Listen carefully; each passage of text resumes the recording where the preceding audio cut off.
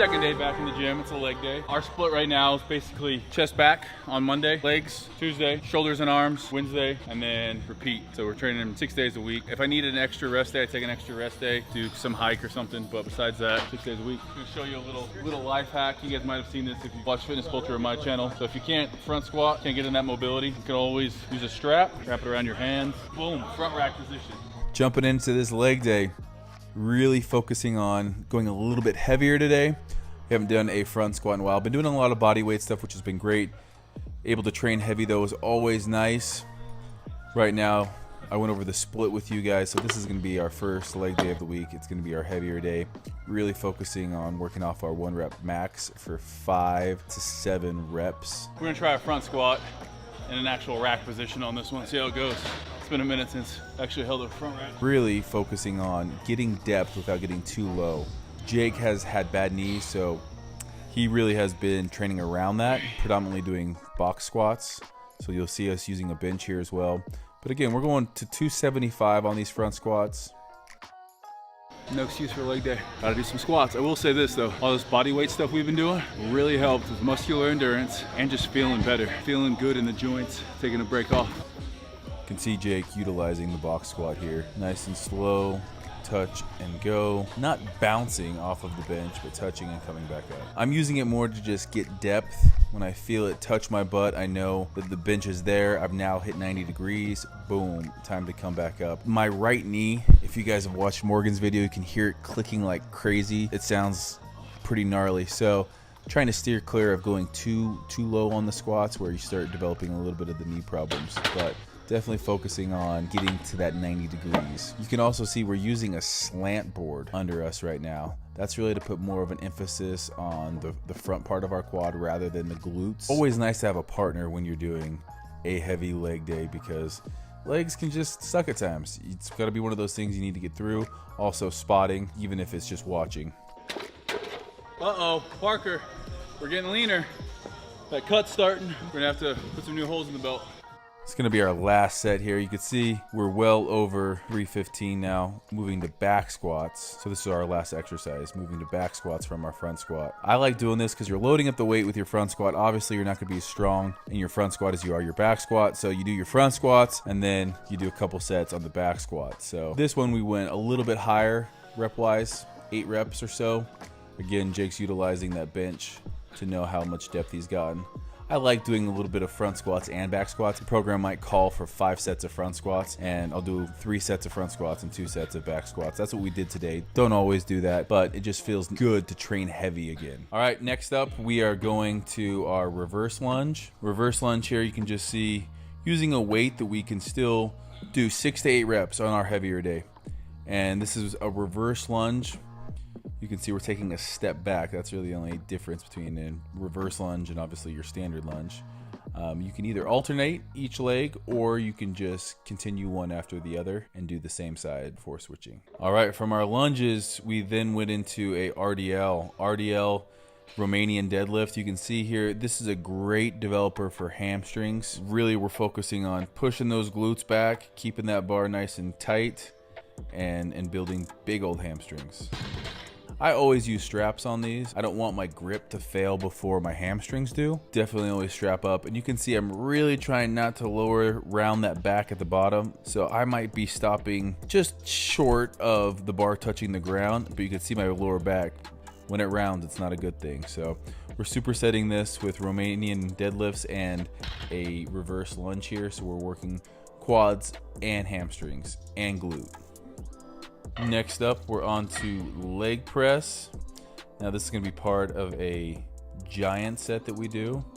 Our leg press here, pretty narrow stance here. I typically would go a little bit wider, but using more narrow of a stance is going to really emphasize more of that front quad. In my opinion, if we went a little bit wider, it's really going to be focusing more on that inner quad. So I guess the narrow stance really is going to be more outer quad, and then how high or low you put your feet on the plate is going to determine, you know, more of the front part of the quad or more glute in it. Obviously, we're adding in our leg curls and leg extensions in this. This is just some accessory work. Anytime I do my leg curl, I make sure I push my hips into the pad and try to use those bicep femoris or those hamstrings to really curl that weight up. So on the leg press, we are using a little bit more narrow of a stance. This is going to be targeting more of that outer quad just slightly.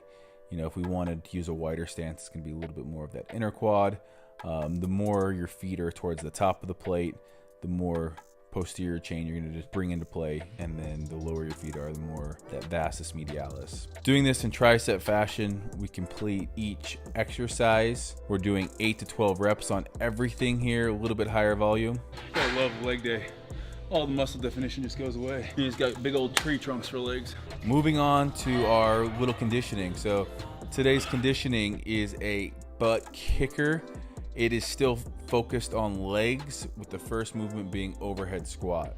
I love overhead squats because it really forces you to keep a tight core and really focus on controlling the movement. The eccentric part, as you come down and touch your knee, you have to be under control. If it's on your back, it's a little bit easier to kind of just bounce up and down, but when you have to have a tight core, it's really important, or when you have that weight over your head, it's really important you keep a tight core. Jake in his CrossFit days, he's great at these. It's definitely great to train with somebody who's good at movements that you're not good at. You can see what you're doing that isn't working, or you can see where you need to get better and make those changes. Definitely a little bit more of an advanced movement here. It's going to combine not only our legs, but a lot of core, and then obviously shoulders there. And then it definitely gasses you out quicker than normal lunges. From there, we're going straight into a 400-meter run. It's called you go, I go cardio. I do something, Jake does it. He comes back, do the same thing, switch to exercise. After our run, we jump on the bike. We got 20 cals here.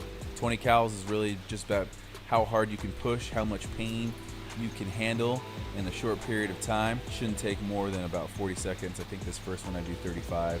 Jake does it sub 30. So this cardio I love.